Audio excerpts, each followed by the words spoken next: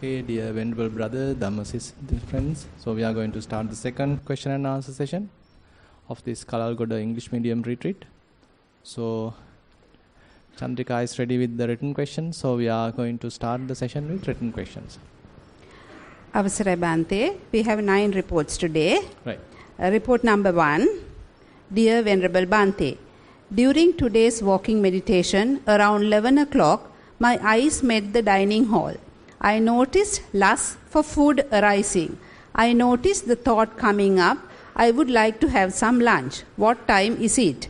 I should check. This gave rise to the action of leaving the walking path and check the time. According to yesterday's Dhamma talk, which part of the described chain is a sankhara?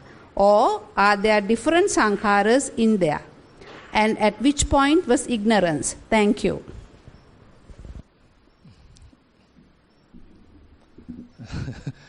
So ignorance.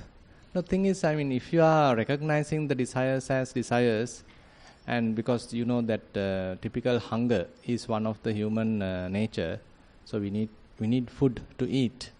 So while eating, the possibility is that before eating you can sort of conceptualize about it. You can imagine what you are going to receive and that what is the taste of what you are going to eat, and like that you can do a lot of imaginations, so that a lot of greediness can arise, craving can arise in the mind. So that is, in one sense, there is a significant amount of ignorance. On the other hand, say if you feel hungry and you want to have something, so that is quite natural. So you recognize the bodily feeling and you understand now it's the time to eat, and now you are going to the cafeteria or to the dining hall. Fine, you are continuing with the lunch. So that is quite natural as far as I can see. So the point is that before we receive it, we can proliferate. While eating, we can think about this and that. So basically, not paying enough attention to what we are doing, rather imagining, rather thinking, rather conceptualizing. And maybe if the food is tasty, then you are attaching to that, holding to that. So likewise, considerable amount of defilements can arise, and sometimes say you are comparing your lunch with another one, and maybe conceit can arise, maybe little anger can arise, maybe compassion can arise. So likewise different things can arise. Even after having lunch you can have various defilements. So, okay, I am going to have the same thing tomorrow. Why are they offering the same thing every day? So various things can happen. So likewise, so the defilements are, I can't say the typical necessity to have something is really a defilement. It is a kind of a need we have to have basically to maintain the body. But around that we can generate various other defilements. So that is where we have to be careful. So that's why Buddha recommends pratyaveksha. You do put contemplations. So why are we eating? So while we are receiving food, we can contemplate. So this is to overcome the hunger, to continue the practice, maintain the body, and so what is the purpose? So we are reflecting that. And on the other hand, we can reflect on another point of view. These are the elements what this body itself is form of elements, and what I am going to have, the food is also a form of elements. So it's a mere kind of exchange of elements going to happen. So likewise we are looking at the whole procedure, whole picture from a different point of view, so that the defilements may not arise.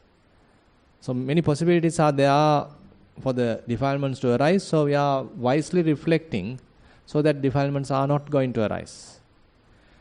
On the other hand, while eating, it is quite natural to feel various tastes, so that we don't need to avoid or that we don't need to ignore. We can recognize that. Only thing is, for that particular taste, we can check, is there a desire arising? Taste is not the problem, but the desire towards that taste. Am I longing for that? Am I searching for that? Am I being driven by that taste? Am I looking forward to that taste? Or am I sort of maintaining kind of a grudge, hate, aversion towards that hate. So likewise, you can do various comparisons and then generate various defilements. So likewise, you can recognize around this particular activity as eating. So are there any defilements arising? If not, eating is something that we have to do. So there's a higher possibility, by the way. Now, you know that especially as monks, now we are not supposed to entertain the eye, ear, nose, the body, but the tongue is opened very much like. That means the food is something that we can go after. We can have kind of a temptation towards that, and greediness can arise, and lot of delicacy is something that we can search for, because that is the only thing very much like allowed, because the body depends on that. Buddha didn't put any kind of a rule except that you are not allowed to eat afternoon. Only the daytime or the, noon time or the morning time you are allowed to eat. Except that you are not allowed to take the staple food. So such rules are there. But he didn't stop eating. So if we are going to that end, then it's a self-mortification. So likewise, we need to compare the situation. So if I am reflecting my own mind, how the fellow is reacting to this particular situation. If a hunger is arising, how I am driven by that hunger, or am I desiring something and imagining something, this is the thing I am going to have, and this is how I am eating, and this is how I am tasting. So likewise, even before you go through that, if you are doing a lot of imaginations, so that means fantasizing. That is unnecessary. That is, you are very much like driven by various defilements. So that we need to stop, definitely. But if there is a need, going to have something, food, that is fine. Yeah. So anything, if you like to contribute, you can participate. Because today morning I was in a real hungry situation. I was searching. These fellows are preparing. Still not received. Now it's 6:45 almost. So I know that there are many items going to happen. But at least something didn't come. So I was thinking, imagining, what's going to happen? So I can look at my own mind, how the mind is reacting. How mind is reacting to this kind of a situation. So when really hungry and anxiously waiting for something, but not receiving.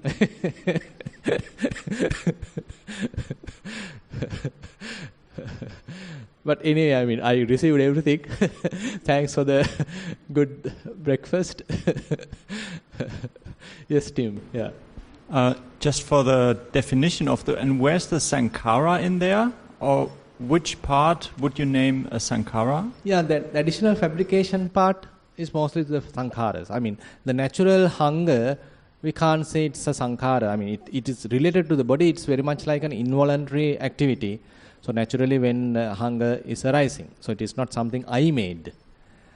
But on top of hunger, I can create various other things. I can do a lot of preparations. I can search for this and that. My delicious dishes, I can look forward and imagine this is what I am going to have. So likewise, those are all sankharas, all fabrications. But the natural hunger arising within the body, we can't, that's also a sankhara because it depends on so many other conditions. But they very much like we can define them as Suddha Sankhara. So they are due to various other causes and conditions which are very much beyond my control. So they naturally arise. There is a beautiful verse called Adimutta Theragata. So there Venerable Adimutta is an arahant, young samanera, but an arahant. So he being captured by the bandits. So now he is taken to be killed. But he was not suffering and he was not shaken. He didn't get frightened. So the other fellows become really anxious about why this monk didn't get upset. So others are screaming and pleading for escape from such a situation. But this monk is happily going through the situation. So what's the difference? So then they ask, how are you proceeding like this? So there he answers, telling that all these are mere sankharas. Mere sankhara, Shuddha sankhara, punjoyang, where all these 5 aggregates are mere sankharas. So I am not adding to that. So I am not on top of sankhara, I am not doing my own additions, my own likes and dislikes, all manipulations, fabrications, fantasizations, and all that part I have stopped. So then what is available is mere sankhara. Very natural kind of sankharas. So that is there. Say the aggregates are there, but I am not clinging to them. So then mere aggregates. Rupas are there, forms are there, but I am not doing any kind of preparations on top of that. Feelings are there, they come and go, but I am not doing any kind of manipulation to them. Perceptions may come and go, but I am not attaching to them, holding to them. I am not thinking according to them. They come and go. So I look at them properly, in their true sense, in their proper sense, then they becomes mere sankhara. True sankhara or Shuddha sankhara. The typical term used in Pali is Shuddha sankhara. Very much like pure sankharas, to which I didn't do my own stuff. I didn't add my own conditioning. I didn't color them. I didn't condition them. So they are mere sankharas. Yeah. Tim, are you okay with that? Okay. Right. Report number 2, Venerable Bhante. I have been meditating, breathing in and breathing out practice. Observed body odor, dahadiya gandha of passing persons. Later on, without person nearby me, observed the dahadiya gandha and became aware that it is my own body smell. Now, I do smell the passing of urine and fecal matter when in toilet. What is it? Connected to my practice, is it? With metta and Theruvan Saranai. Yeah, we can say so. That's why, even Buddha included that. Uchchara passava kammi sampajanakari hoti. While defecating, while urinating, still you can be fully aware of that process. So whatever the bodily activity, you can be fully aware. So that improves kind of a body awareness. So you are within yourself. You are not distracted. When you are talking, say you know you are talking. You are eating, you know you are eating. While walking, you know very well, okay, now walking. While defecating, you know defecating. Urinating, yeah, I know urinating. So you are fully with yourself. Recently I learned a term, as far as I get to know, it's available in the clinical psychology, proprioception. Are you familiar with that? Proprioceptive awareness. So proprioceptive awareness, proprioception, so they are talking about how you being with yourself, how you are grounding yourself, basically using the body. So again and again coming back to the body. And so the spatial wise, you are here and here. Time wise, you are now. That is a temporal aspect. You are in the present moment. You are not thinking about the past or dreaming about the future, but you are very much in the present moment. That is the mindfulness aspect. But on the other hand, you are not to some other place. You are very much here within the body. So you are well grounded, anchored through the body. So the proprioceptive awareness, they are talking. That is necessary. So in the mindfulness practice, as we are going through Kayanupassana particularly, so this is very, very important. So how are we grounding ourselves, earthing ourselves? Always, at the home position. So typical tendency of the mind is to proliferate. Always lose this position, lose this home position, drifted to some other place. Or imaginations. So all are sankharas in a way.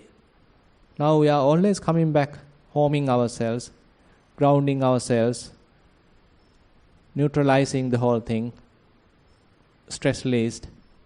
So everything can be connected fairly. So therefore it's a beautiful practice in a way. At the beginning it would be a little difficult, but more and more now, say for example you do now even today morning that you went through the yoga practice.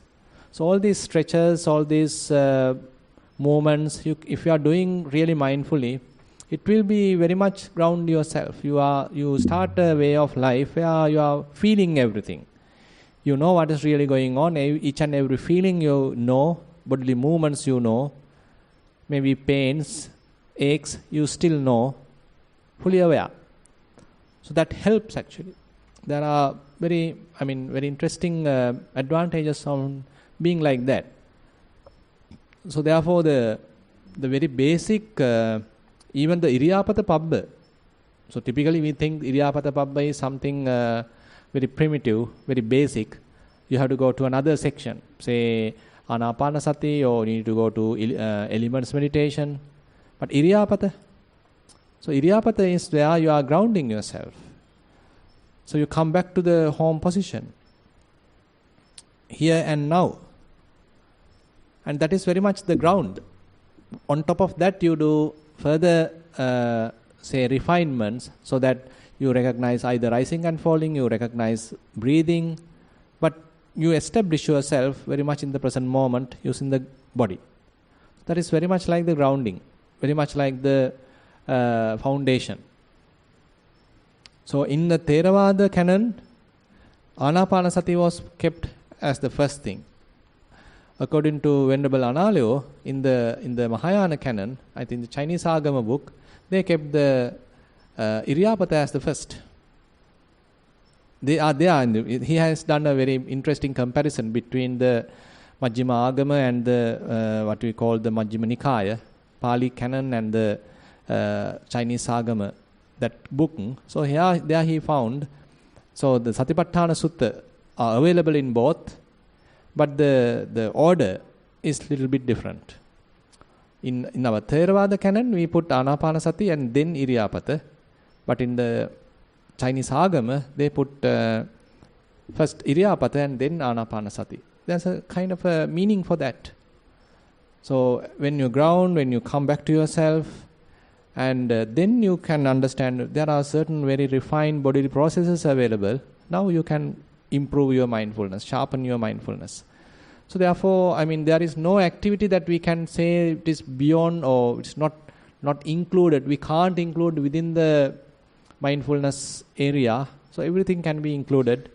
But the important thing is, it is not mere mindfulness here we are talking.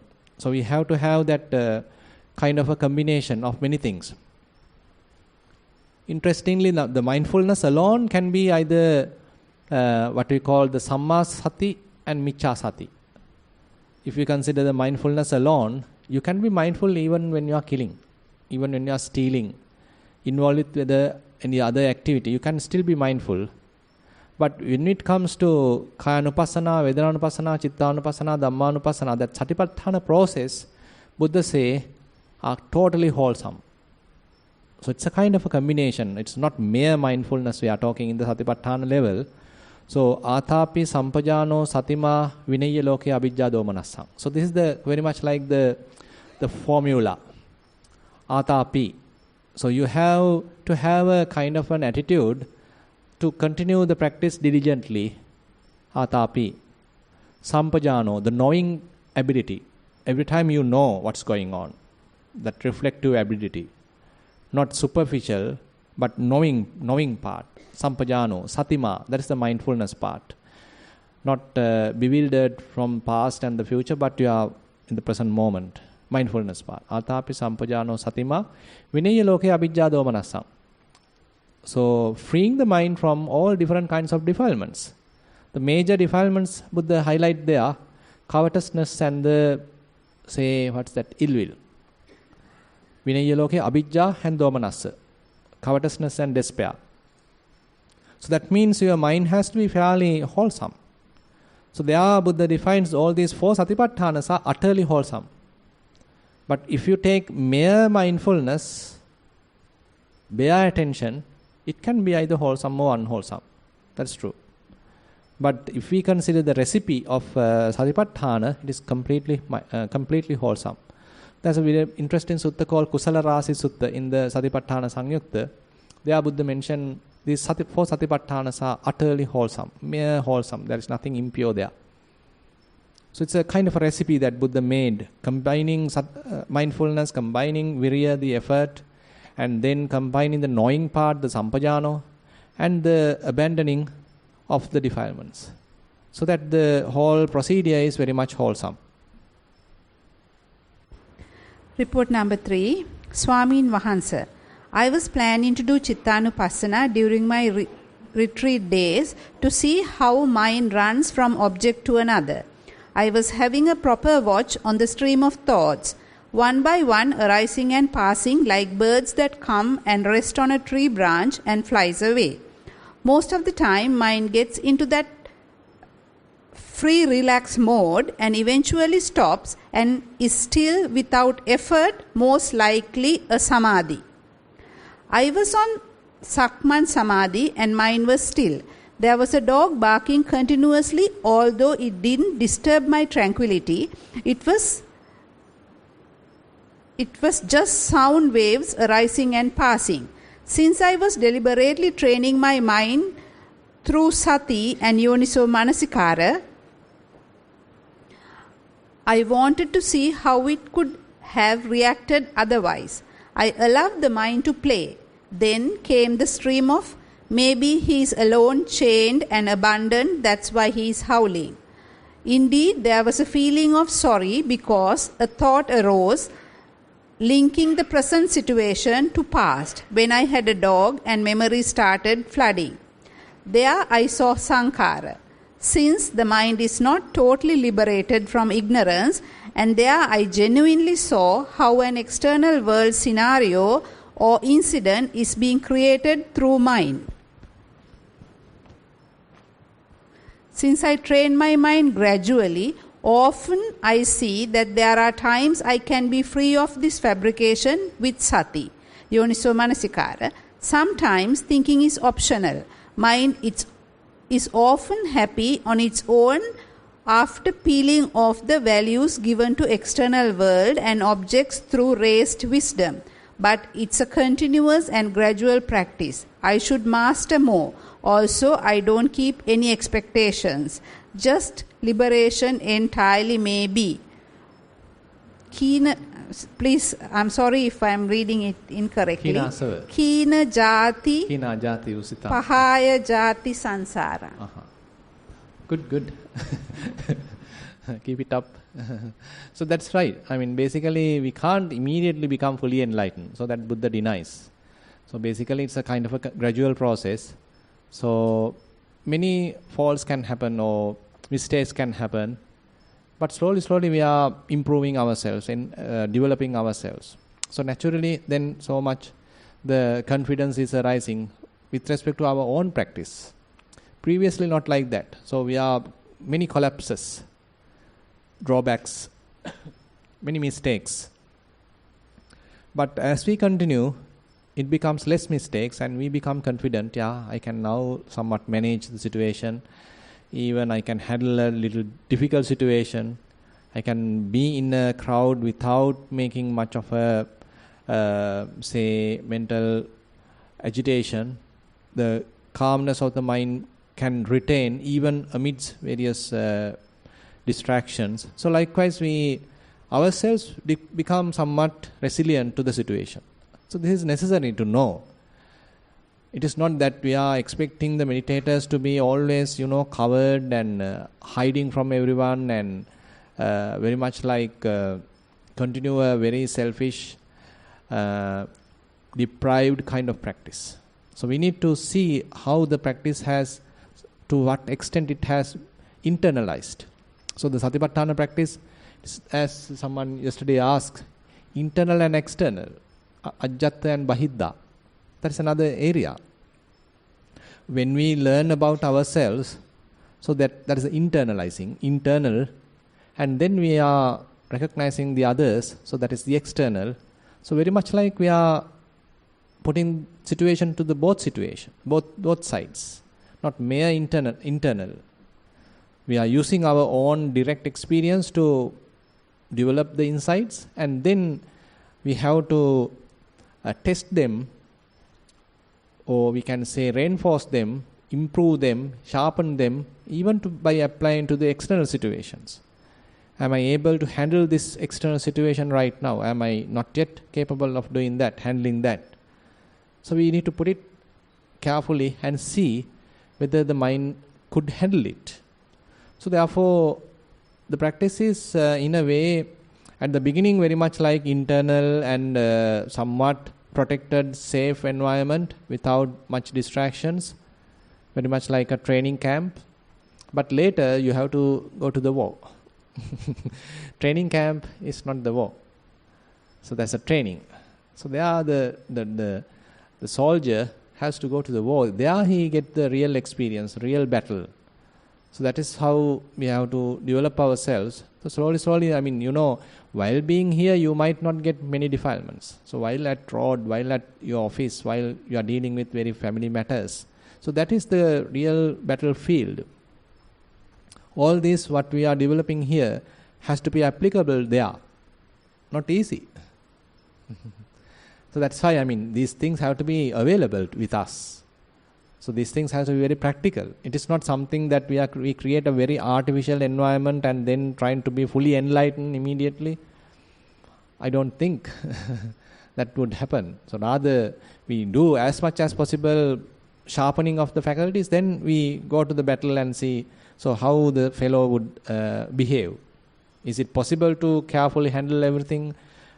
Even amidst various difficulties, disturbances, is the mind remain calm, quiet, without getting, disturbed? Then fairly good. That's why the Arahants, they really tell that. There's a very interesting story by Venerable Sona after he became an Arahant. So he go to the Buddha and he preached Dhamma. He tell to the Buddha. I think last time also I mentioned this.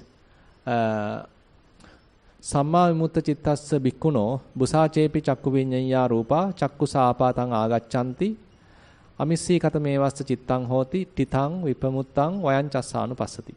So very interesting statement. What he mentioned is Samma vimutta cittassa bhikkhuno, a person who is completely liberated mind, with a liberated mind. Samma vimutta means everywhere his mind is completely liberated. For such persons, for that Arahant, Samma vimutta cittassa bhikkhuno, busacepi chakku viññaya rupa. So many abundant objects are coming into the vision because his eyes are open. Busacepi chakku viññaya rupa. Chakkusa āpādaṃ āgacchanti. So they come and hit the retina. So that means he can see many things, not just one thing, many things, abundant things. Chakkusa āpādaṃ āgacchanti. Amissi katamevassa cittaṃ hoti. Now you can see how he is explaining his quality of the mind. Amissi katamevassa cittaṃ hoti. Even though he can see many things, his mind remains without getting mixed up with all these things. So his mind's capacity, special capacity is, his mind does not get entangled with what he is seeing. It can retain its clarity. It can retain its, the stability. Amissi katamevassa cittaṃ hoti. Titaṃ. It stays still, without wavering. Still. Titaṃ. Vipamuttaṃ. Free from defilements. Vayaṃ cassānu passati. So whatever he has seen, he see how they are passing away, ceasing. So he just mentioned, now I just mentioned about the eye. The same thing happens to the ear, to the nose, to the tongue, to the body, and even to the mind. So when we are living in the society, so all these faculties are working, and we are not dead. Everything are coming, all this contact happen. But how about the mind? Is it going to get agitated? Is it going to get mixed up, get entangled, start proliferating, wavering, thinking, many things? But the Arahant's speciality in him is that amidst all these disturbances, his mind remains calm. So it may not happen immediately. Don't think that, immediately he was in a complete vulnerable state, all of a sudden everything become fully beautiful. Unlikely. The opposite. He may do many mistakes at the beginning, but then the mistakes become less and less. Ultimately, he do no mistakes. So the fully enlightened. So all the possibilities are given up. All the the defilements are no more available. He has seen each and every defilement. As a result of that, they are uprooted. Panyaya disva disva pahatabba. By seeing through the wisdom again and again, Panyaya disva disva pahatabba. Very beautifully Buddha has mentioned. So you have seen how they are arising again and again. So when lustful thought arise again and again, what do you think? You feel sometimes discouraged. I mean, I have practiced in this much. I am with these 8 precepts now. I am in the Samanera precepts now. I am in the Upasampada Sila now. But still lust arising. You feel, little shocked by seeing it. Sometimes you feel, ashamed about it. But still happening. Can't help. But Panyaya disva disva pahatabba. You need to see them clearly through wisdom, and that is the only answer. Not getting reacted, not thinking that it is my defilements, this and that, not panicking or not having any kind of resentment, but recognizing it's a lust, it's a lustful thought. Still the karma asava is available.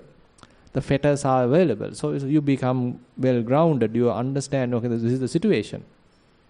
I am not a saint. Lot more to do. Then you can continue. One day, things will completely erode, completely fade away. Khinasava. So the khinasava, the term khinasava means gradually fading off, tapering out. Gradual process. So be patient. Yeah. Report number 4. Most Venerable Bhante. Mindful sitting. I sat comfortably and listened to sounds. My body vibrated according to the sounds. I felt vibration near chest and I focused onto it. There was a big gap between 2 vibrations. After some time, I noticed a vibration broke into 2-3 parts. Then I felt vibrations in other area of my body. After disappearing vibrations, I watched my mind. There were no thoughts, but I knew what's happened around me. When thoughts appear, I recognized it. Few times I couldn't recognize and another thought came. After some time, I was able to recognize when a thought appeared. Mind was clear and I heard sounds without attaching to them. I observed everything I felt and heard. At that time, mind is clear and thoughts appearing without disturbing the calmness. Theruvan Saranai. I think there is nothing much to mention about it. You are continuing the practice. You are simply reporting it. Just keep it up. It's good. So, you establish bodily awareness, so the body-related mindfulness. Now, even the thoughts or feelings can arise. You are able to recognize them clearly. That's good. Continue. You can continue the practice. Report number 5.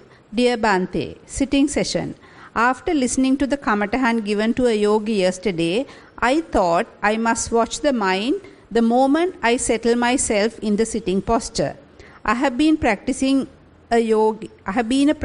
yogi for over 10 years. It was experimented during the guided session today. Mind was focused on rising and falling of the abdomen.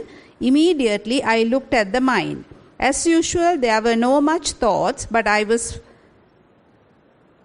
fully aware of the surrounding happenings but was not disturbed. Basically, I was not in a samadhi like other days. The whole session I was aware of what's happening in the mind but could not catch much as there were no thoughts. I realized that my head is bending forward and the body was leaning forward, but that was the most comfortable posture. Time to time I adjusted the posture, as by experience I knew if I stay like that I will fall asleep. Hardly any thoughts. Can you repeat that last statement? Time to time I adjusted the posture, as by experience I knew if I stay like that I will fall asleep. Hardly any thoughts came to the mind for me to contemplate on. During day-to-day life, I often get opportunities to read my mind and contemplate as anger, ego, jealousy, etc. Your valuable guidance is much appreciated. Theruvan Saranai. Good. May I know who has written? You? Good. I felt that anyway.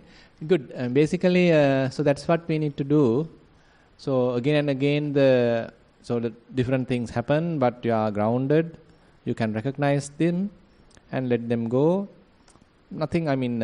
How about keeping the mind completely quiet? Are you experiencing periods of silence now? Yes, Bhante. What I was wanting to tell today was, like, normally I go through the normal way, like wait till the breath calms down, then I know that I am going into a samadhi, and then it's just calmness. Now, but today you have mentioned a beautiful thing. No, today different. Yeah, that's the thing. So that now, if I ask a question like this, now, say you are maintaining a very calm, relaxed mind with samadhi. You are maintaining a calm, relaxed mind without samadhi. Which one is difficult? Without samadhi is difficult. So, because why? Because then we are vulnerable. You are very much in the surface level. So the possibilities are there are many defilements to come and attack. But the moment if we can maintain, so that indicates a fair amount of, in a way we can say, inactivity of the defilements. So they become somewhat subsided. They become somewhat hidden, not active right now. So they have gone a little bit far away. Not here, but away from Kalalgoda. Outside Kalalgoda, something like that. So that is the state we need to further develop. So we keep the mind quite vulnerable. We allow thoughts to arise, but we are vigilant. Not concentrated, by the way.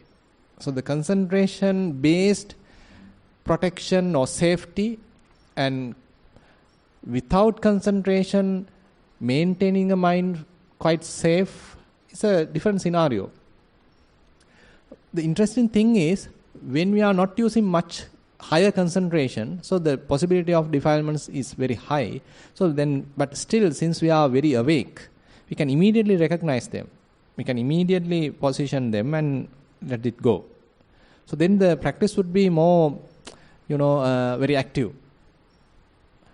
And I think that is the path we need to further follow. Not that we are expecting kind of heightened concentration and be in that, so that nothing would happen. I am completely safe as a result of the concentration. So that is a kind of a artificial kind of an environment that we are living.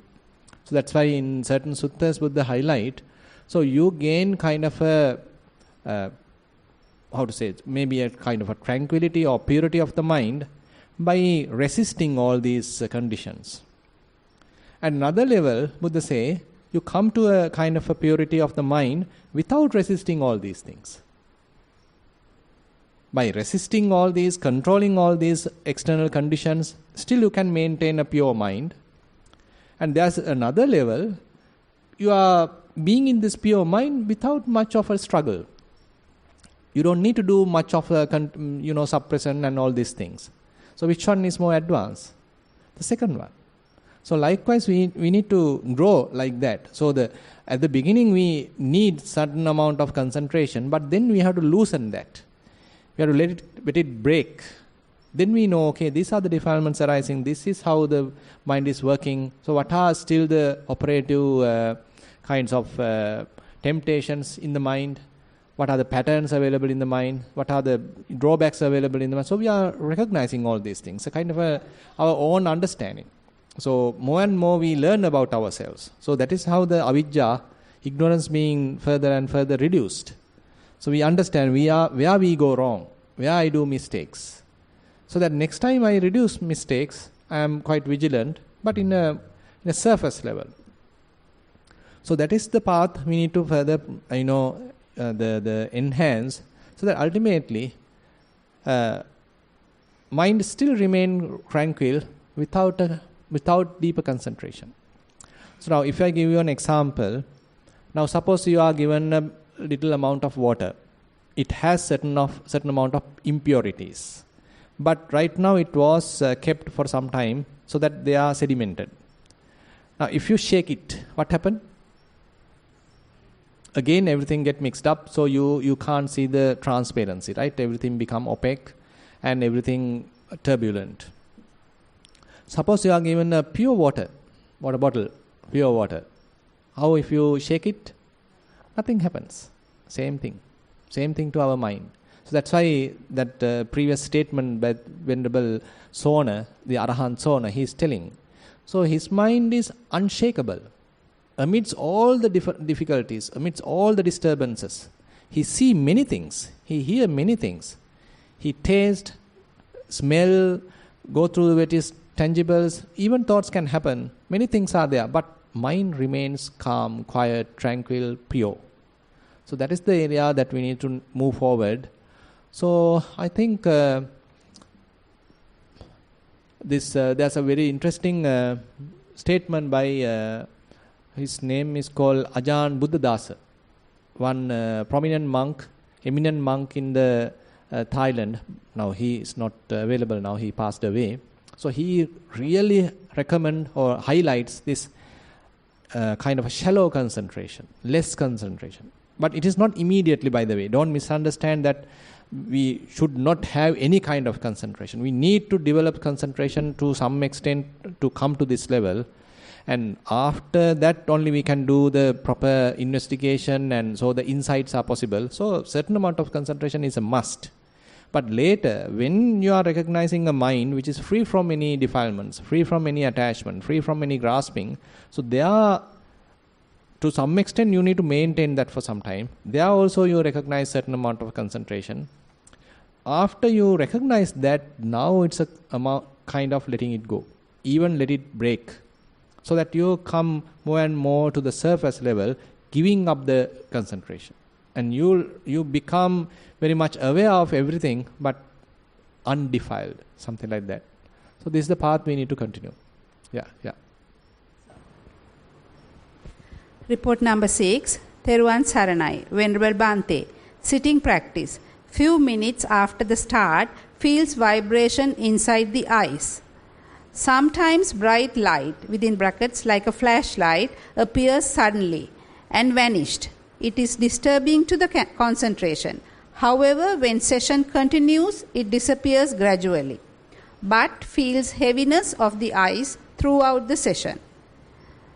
Walking practice, concentration on touching sensation, possible to establish mindfulness after few rounds.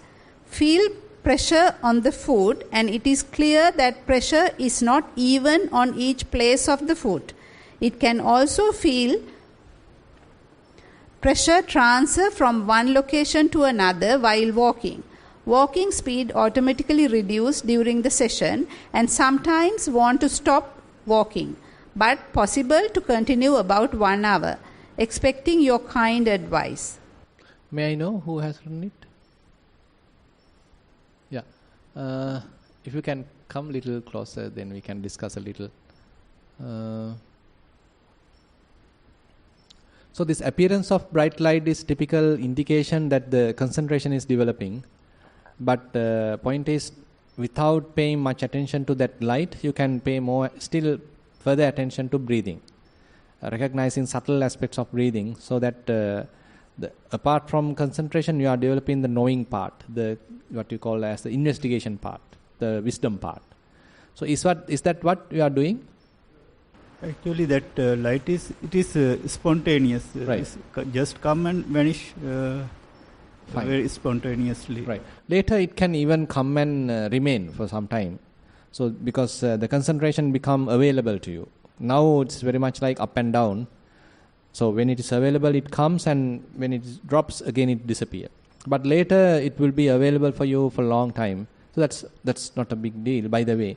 But the important thing is, now the mind is catching up certain amount of concentration. Now it's a matter of recognizing all these different phenomena clearly. So now mind may have the capacity to look at them properly. Say breath, for example. So how the beginning of the breath happens? What is the area of the middle? How it ends? So just before the out breath, how the in between. So likewise, put a little bit of inquiring, curiosity, investigation to the picture, so that because the mind is now capable of clearly seeing, or clearly developing certain amount of concentration, now you are adding the clearly seeing part to that.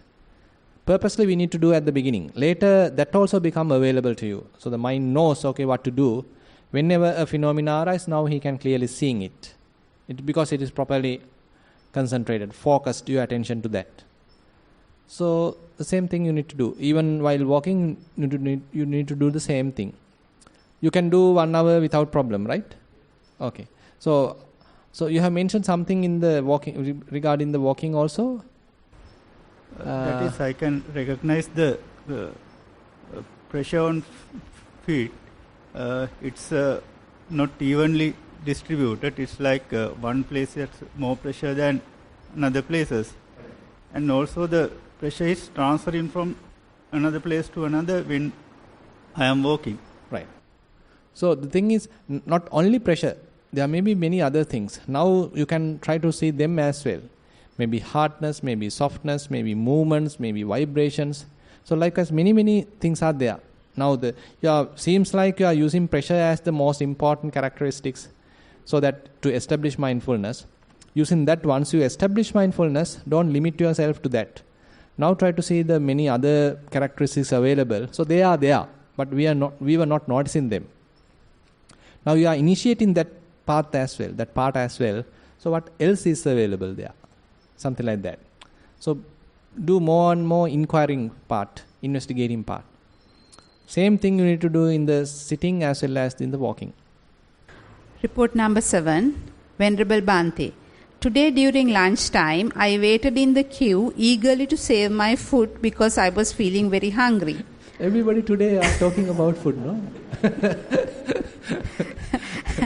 I did pratyaveksha and started eating, but maybe pratyaveksha did not penetrate into my mind. I was really appreciating the food.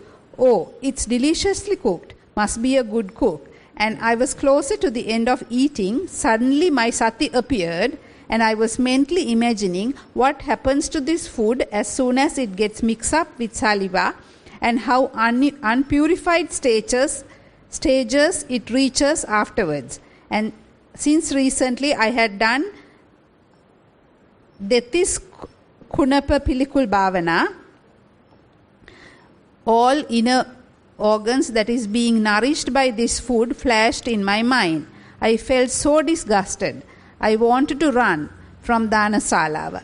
In order to subdue it, I served the dessert. Yet I was suffering from that unpleasantness. Will this gradually cease with practice? Let it happen naturally, and you don't need to do it forcefully, by the way. You know, I mean, if it is too much forceful, then it can become overdose. You know, I mean, you may even not eat, or you hate your body. So that is not what we are expecting. Rather, kind of gradual development of the wisdom.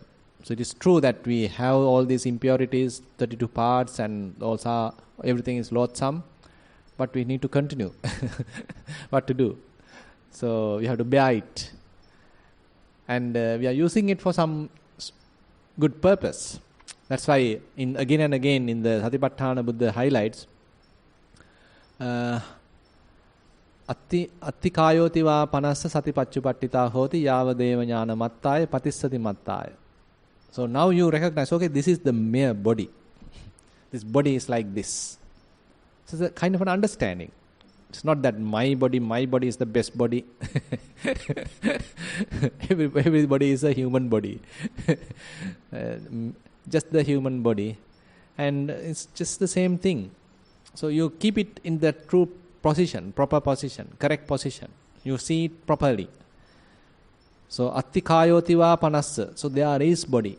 So there's a very interesting part here. Actually, if you recognize the Four Noble Truths,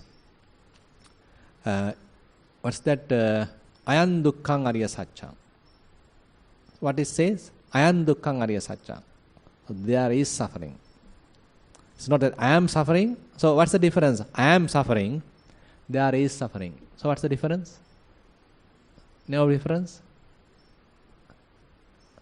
So what's the first noble truth? I am suffering. I am going through a lot of suffering. My pain, my troubles, my problems, my economic problems.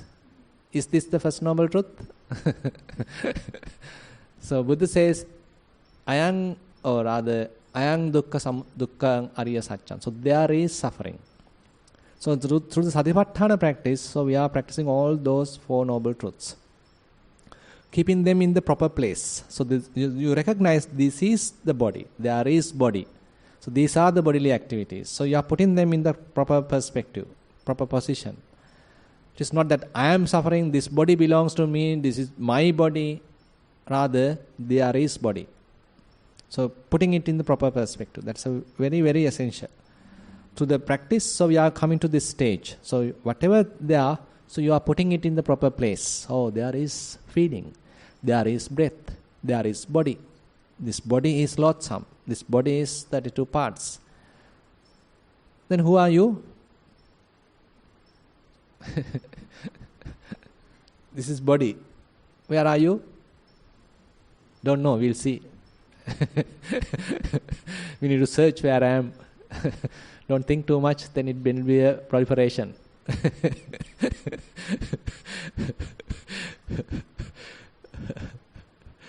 So anyway, I mean, doing good. You keep it like that in the proper position, and there is body.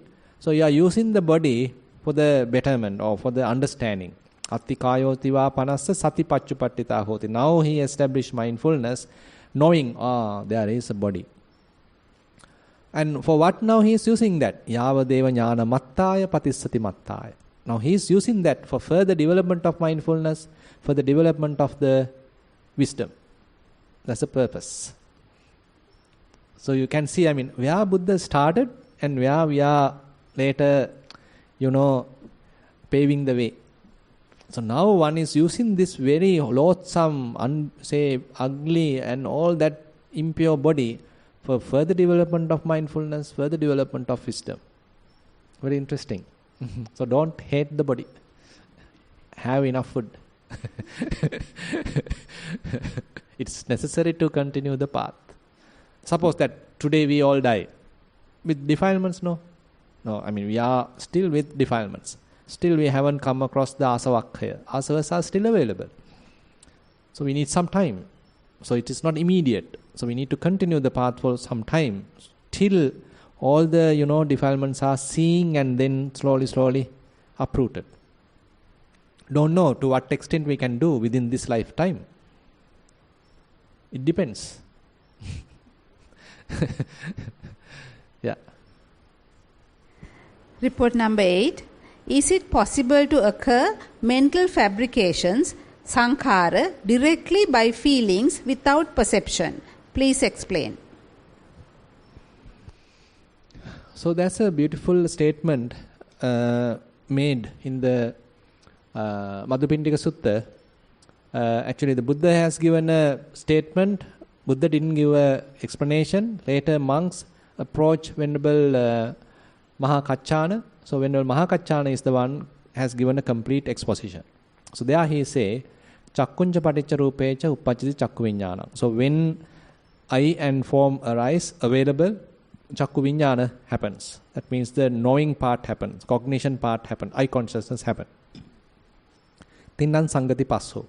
Now when this happens again and again, so these three very much like available continuously. So then we get the perception, or rather say we can say then the possibility arise for contact. Contact is there. Passapaccha vedana, that produces feeling. Yang vedeti tan sanjanati. So almost like immediate. Yang vedeti tan sanjanati. So that means immediately after you feel, you start recognizing. Almost like impossible to stop. Yang vedeti tan sanjanati. Yang sanjanati tan vitakketi. So once you recognize it, you start thinking about it. You start pondering about it. Yang vitakketi tam papancheti. It can lead to papancha later. But just knowing part, recognizing part, still not yet into proliferation. So, thing is, there's a very beautiful formula there. So, till we come to the Vedana, so it's very much a causal reaction. Even common to the Arahants, common to all the, say, Putujjanas. Very common thing, causal reaction. Chakkunja paticca rupeja uppajja chakku viññānaṁ tinnaṁ saṅgati passo passa paccaya vedana. Then we start our part. Yang vedeti taṁ sanjānāti, yang sanjānāti taṁ vitakketi, yang vitakketi taṁ papancheti. So that is where we do. We have our own tendencies in it. We have our own likes and dislikes in it. Our characteristics are fairly inbuilt into this picture. Later, in the last stage only, we become bewildered. Yam papancheti tato nidanam purisang papancha sanya sanka samudacharan. So that means I become helpless, a victim of that very proliferation. So that is the third stage of this whole process. So the in-between part is where we are putting our hand. We do our willful, intentional participation. So once there is a kind of a feeling, so you start recognizing it. So that recognition could be erroneous. Because we have the wrong recognitions. We have what we call the sanya vipallasa, distortions in the recognition part. Sanya vipallasa. At the sanya level, the recognition part, it is not 100% perfect till we have defilements. So that recognition part is somewhat conditioned, colored by the defilements. So we have the wrong notion. Whatever impermanent we can't see as impermanent, instead we have a wrong perception, it is permanent. Whatever is suffering, we don't have the proper perspective, it is suffering, rather we have the perception, it is satisfaction, it is satisfactory. It can provide me happiness. On the other hand, whatever is non-self, we don't have that proper understanding. Instead, we think, oh, it is beyond, it is under my control. I can control it. It is mine. It is myself. So likewise, the recognition part is based upon these wrong distortions. So, merely the distortions. So the Vipassana practice helps us to understand all these discrepancies, short backs or drawbacks in this whole process, slowly. So we understand it is not permanent, rather it is impermanent. It is not satisfactory, rather it is unsatisfactory. It is not self, it is not governable, rather it is non-governable. So likewise we are correct in the perceptions. So the recognition part slowly becomes somewhat corrected. So the whole process is now somewhat balanced. So you have a proper perspective, you are giving enough provision to the wisdom. So likewise, we do a kind of a self-correction process as a result of the practice. Not immediately, by the way. We can go wrong. Again and again, mistakes can happen. That's why taking time. Yeah. Report number 9. Venerable Bhante, during the sermon yesterday, you mentioned Sabba Sankhara Samato is like Nibbana. Can we experience this during meditation for few minutes or at least for seconds? Please explain. Can? Can. Can. So that's why we need to say it is not that you meditate to attain Nibbana in the future. Rather, the attitude may change. You meditate right now to attain Nibbana right now. So if there is anger, okay, relax anger, remove anger. So there you attain Nibbana. When there is anger, rather lust, so remove lust. So you became free from lust. So the ultimate sense of Nibbana, ragakkaya, dosakkaya, mohakkaya, the complete freedom from lust, complete freedom from dosa, the hatred, complete freedom from delusion. So that is one definition. But on the other hand, yesterday we used another definition, Sabba Sankhara Samato, stilling of all formations. So stilling. But they may appear, by the way, again. So don't think that we attain Nibbana, everything done, Arahant, done. But temporarily, for 5 minutes. 5 minutes like an Arahant. Good. Keep it up. So that's why certain terminologies Buddha used, what we call as a Tadanga Nibbhuti. Till the strength of the knowledge is available, till the Vipassana insights are properly active, to that amount, to that time, So Nibbana is available. Tadanga Nibbhuti. So your mind is calm, relaxed, unattached, unconditioned till all these supportive conditions are available. Conditioned experience of unconditioned. Something like that. Say, moment that conditioning is loosened, again you become conditioned. Again you get entangled. Again you grasp something. Mind again become defiled. Because the possibilities are still available. Raga available. Dosa available. Moha available. But due to the support of the wisdom, so they can't come up. So you are uplifted to some level. Till because of the support of the wisdom.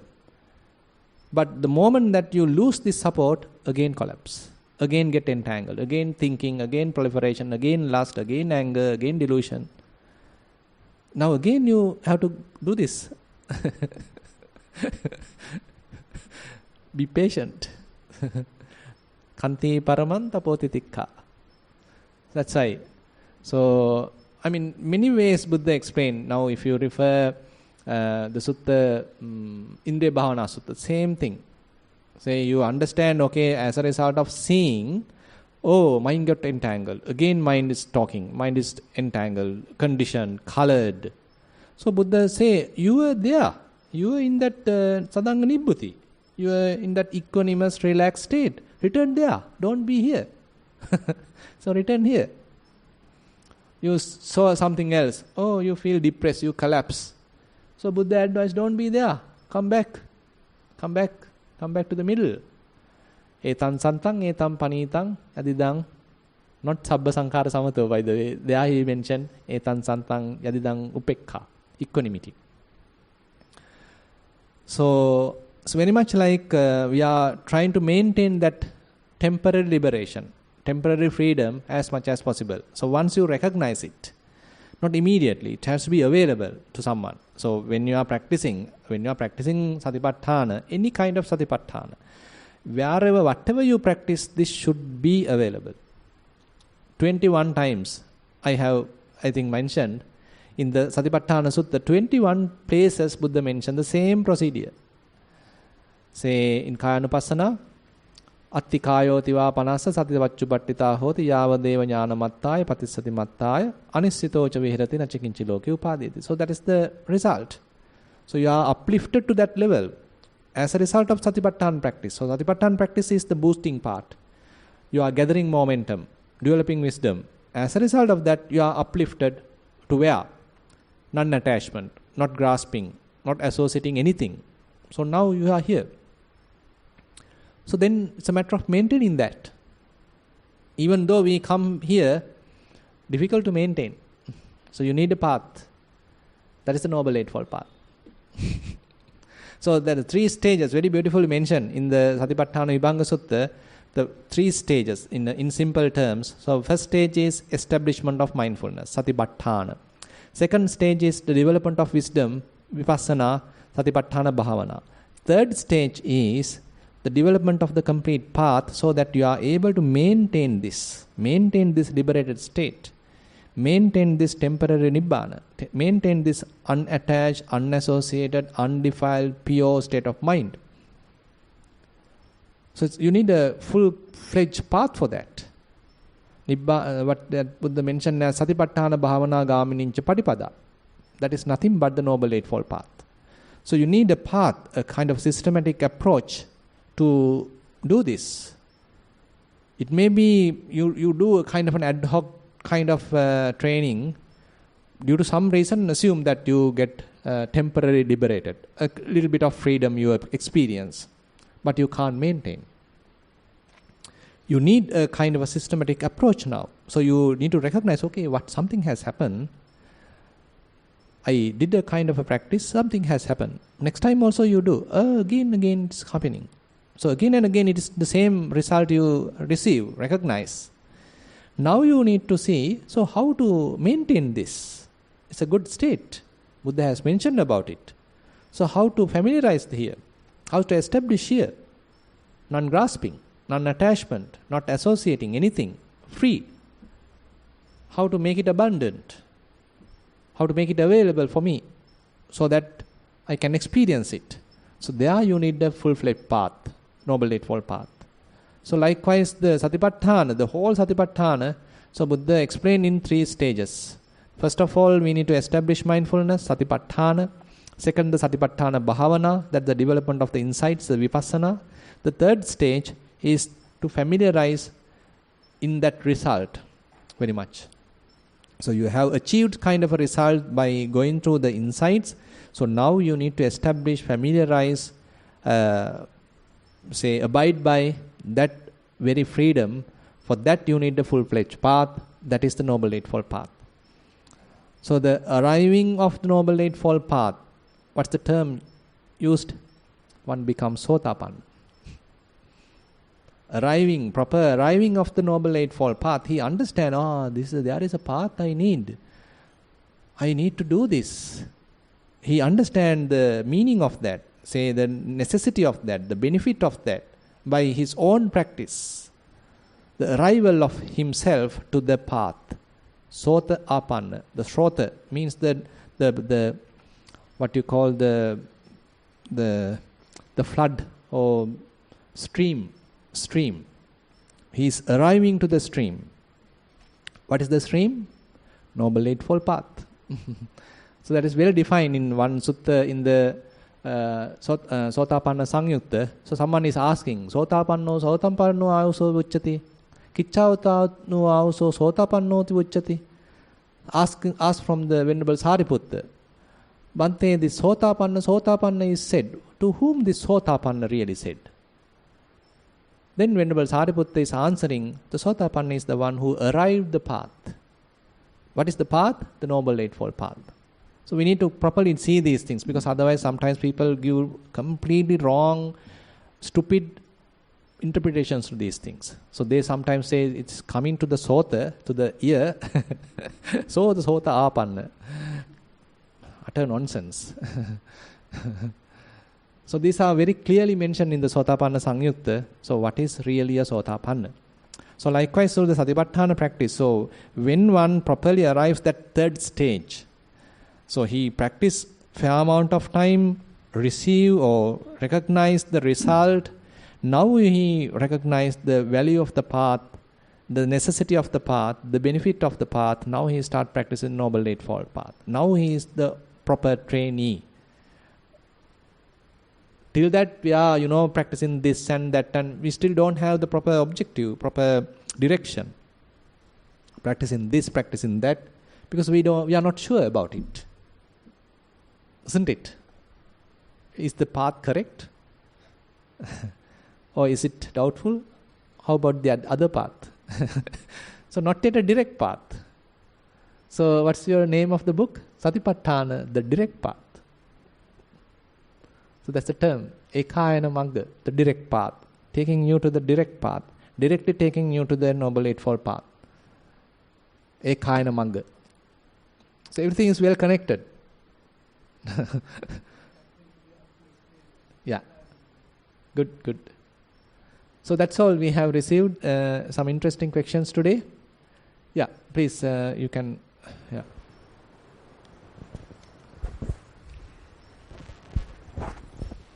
Swamini, this is a very basic question. Actually, when I started this sitting meditation, basically, when I concentrate on my upper body part, I don't feel that I'm breathing. Like, say, it is not that significant.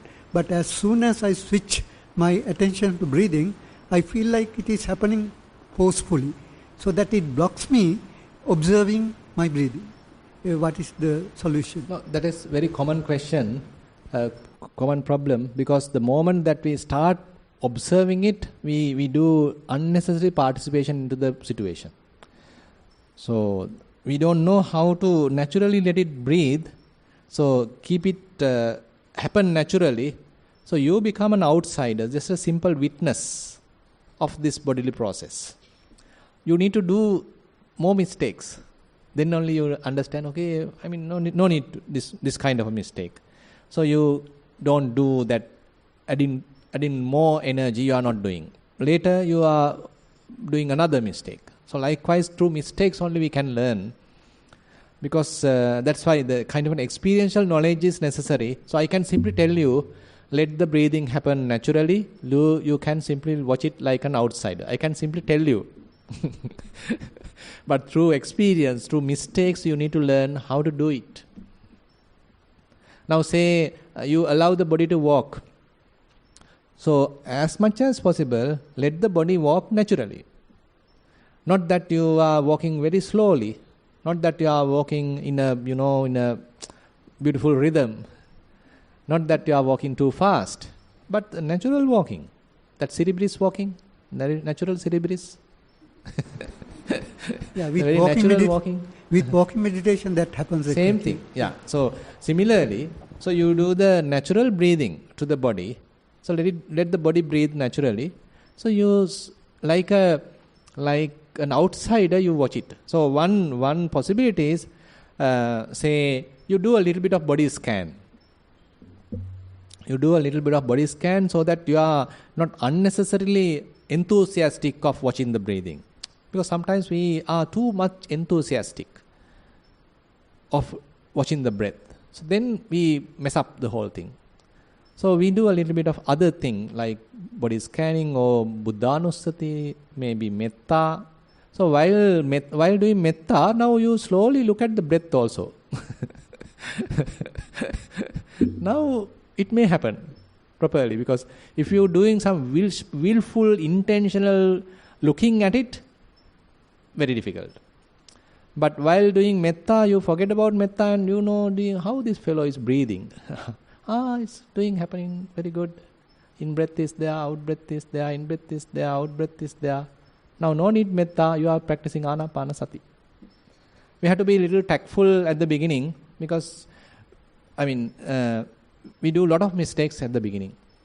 What to do?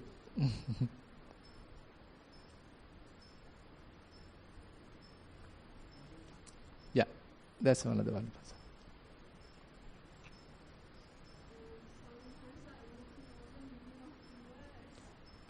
Please, yeah. I can't see.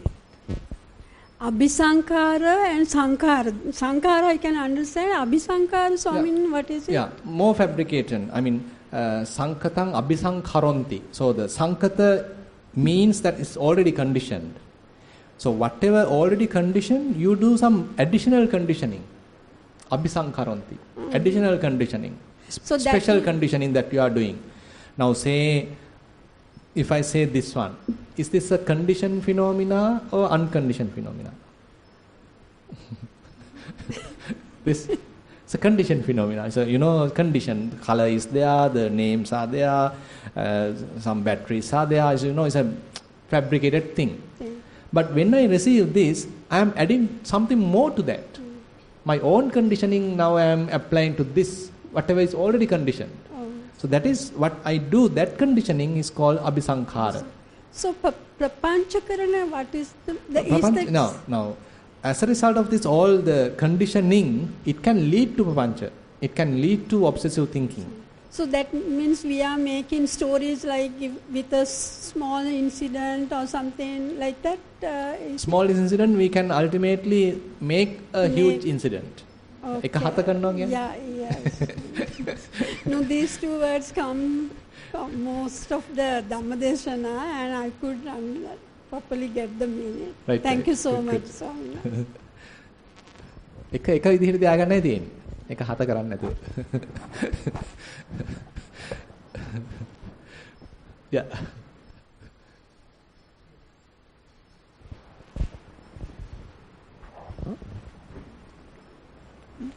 I don't know whether my understanding is wrong. I just feel that even in a thought, the Four Noble Truth appears. Even the thought coming is the dukkha itself. Correct. Very true. Now that's why in whatever the aggregates we see, so it comes mere aggregate, then it comes under the the first noble truth. It is suffering. It is a noble the clinging aggregates. Mere clinging aggregates themselves is the dukkha satya. Panchupadana kandhatissa vachaniya. The first noble truth Buddha say nothing but the 5 clinging aggregates. So the moment you see the thought, the moment you see the form, the moment you see the feeling, maybe a formation, whatever it is, so you see it as it is, so that is the first noble truth. By seeing it properly, so you feel detached, you let it go. So that is what we are doing as the second noble truth. So the function we need to the second noble truth is to let it go. Dukkha samudayam pahatabbam. So these are very much intertwined, interconnected. So when we are operating with the first noble truth, so as a result of the proper understanding we are getting, so we do a little bit of we become a little dispassionate about that. So the second noble truth starts operating. Slowly we are abandoning that. We keep it aside. We are not going after that. So where we reach? Third. So the calming down, relax. And it's sensation. Passing away and you passed away. So you let it, you keep it aside. Now the mind is relaxed, not agitated, not excited, not stressed. So you are relaxed. So that means the third. You are resting in the third. So what is the whole action we are doing? All this procedure? That is the fourth. Practice. Practice in the Noble Eightfold Path. So everywhere, every incident, this four is there, applied. Definitely, correct. So it is not that a kind of a very, complicated formula. Rather, even a single thought, as you said. Yeah. So when a thought arises, you properly see it.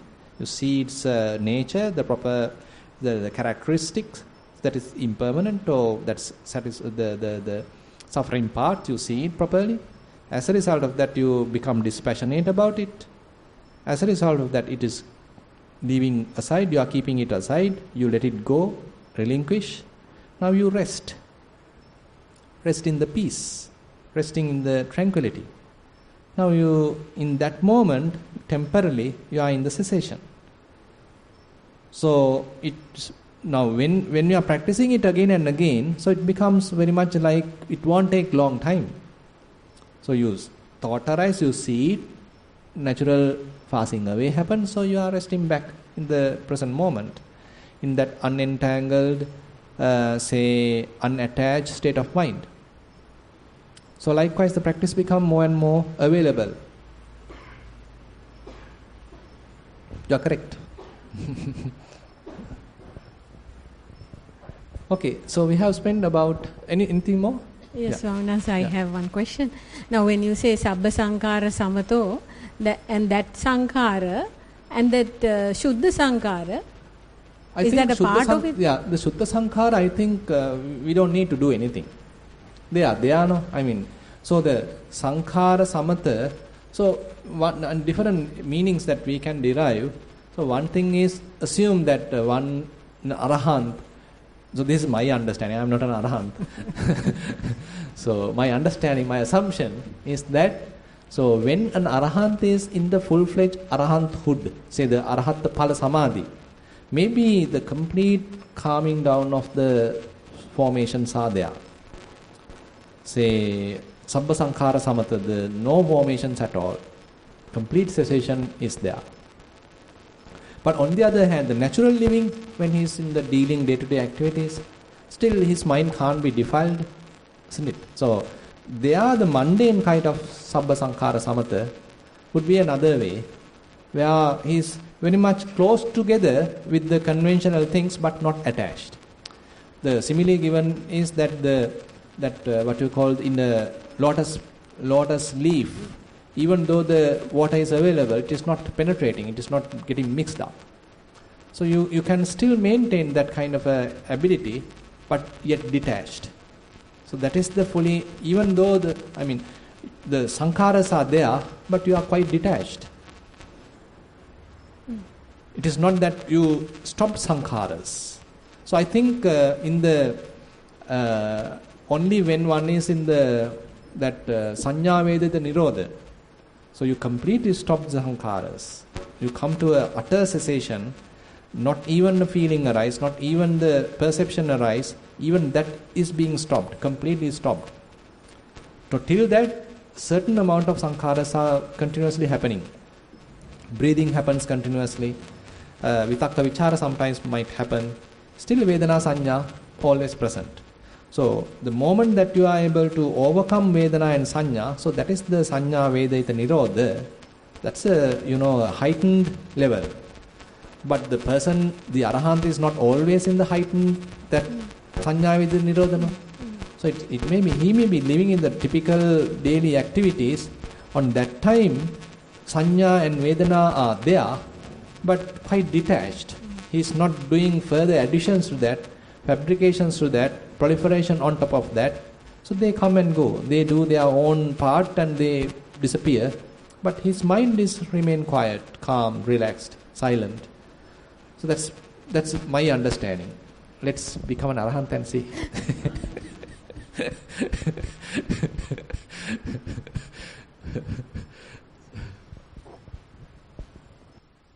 Yeah. Actually, both are sankharas. Vitakka, because sankhara skandha is a combination of many things. Now, if I'm now in the Abhidhamma, it is mentioned as there are 52 chetasikas. Among them, 50 chetasikas are coming under the sankhara.